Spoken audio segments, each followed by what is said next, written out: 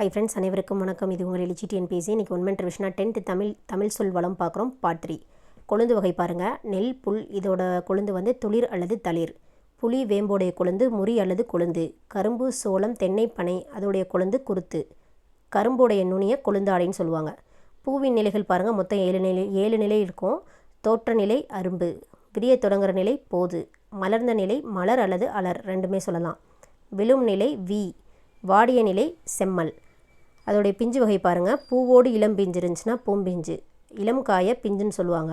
மாம்பிஞ்சு வடு, பலா பிஞ்சு மூசு, எல் பிஞ்சை கவ்வைன்னு சொல்லுவாங்க. சிறு குறும்பை அப்படின்னா அதை வந்து முட்டு குறும்பைன்னு சொல்லுவாங்க. முற்றாத தேங்காய் இளநீர், இளம் பாக்கு நுழாய், இளநெல் கருக்கல், வாழைப்பிஞ்சு கச்சல். குலை வகை பாருங்கள். அவரை துவரைக்கு கொத்து, கொடி முந்திரிக்கு குலை, வாழைக்குலை தாறு, கேழ்வரகு சோளம் கதிர், நெல் திணைக்கு குரல் அல்லது அழகு,